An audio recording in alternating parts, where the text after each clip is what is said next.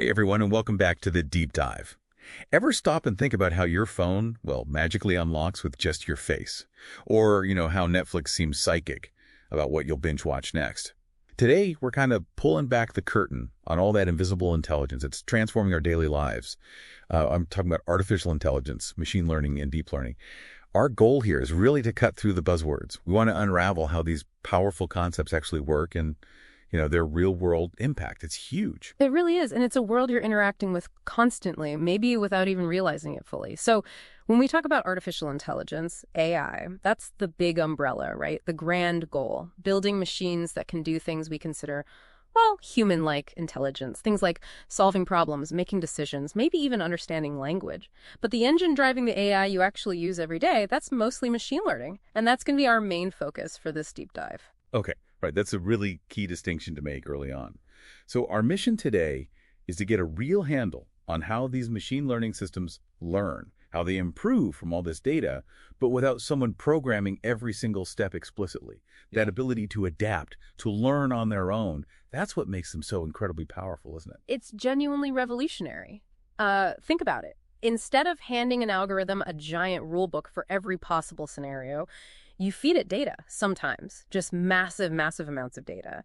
And from that data, the ML algorithms, they don't just follow instructions, they find patterns. And then they use those patterns they found to make predictions or decisions about new stuff they haven't seen before. Right, so it's pattern recognition, not just rule following. But if it's not explicit programming, how does an ML system actually learn to spot something?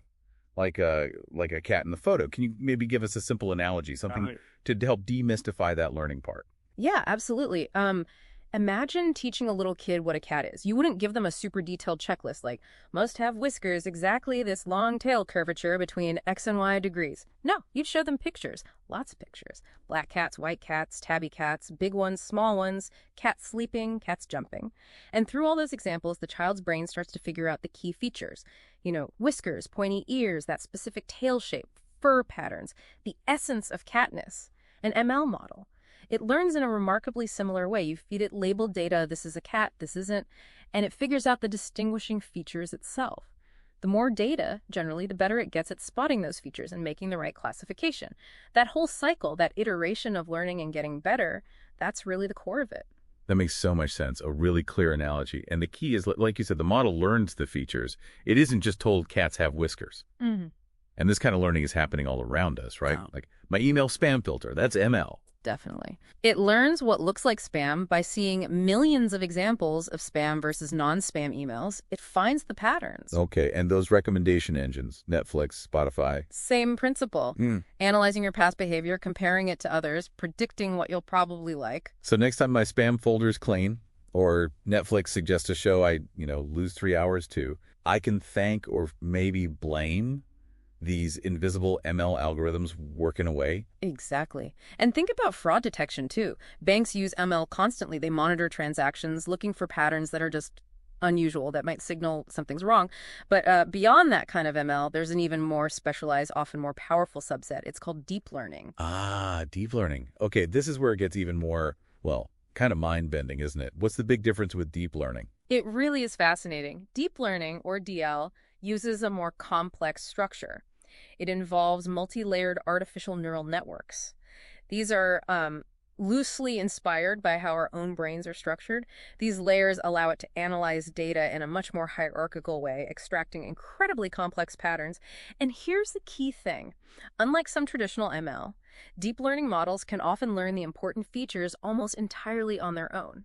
We don't necessarily need to guide them as much on what features to look for.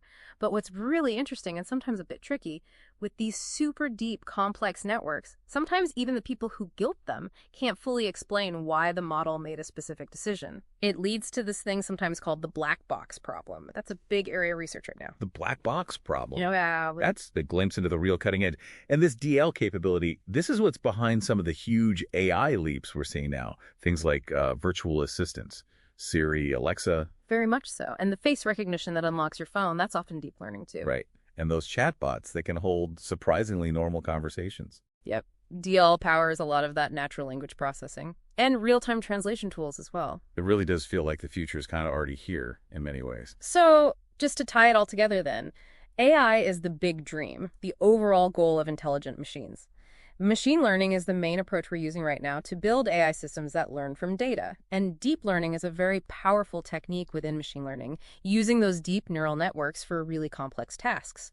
And while the possibilities are immense, there are challenges too, like the huge amount of computing power needed sometimes, especially for training big DL models. It's truly fascinating just how deeply machine learning and deep learning are already embedded in your daily life, and how fast they're still advancing.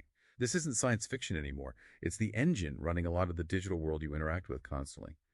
So maybe a final thought for you to ponder. Given how quickly all this tech is evolving, what ethical questions or societal shifts do you think we need to consider? Especially as these intelligent machines get better and better at helping tackle really complex global problems. Something to think about as you navigate this, increasingly intelligent world around us.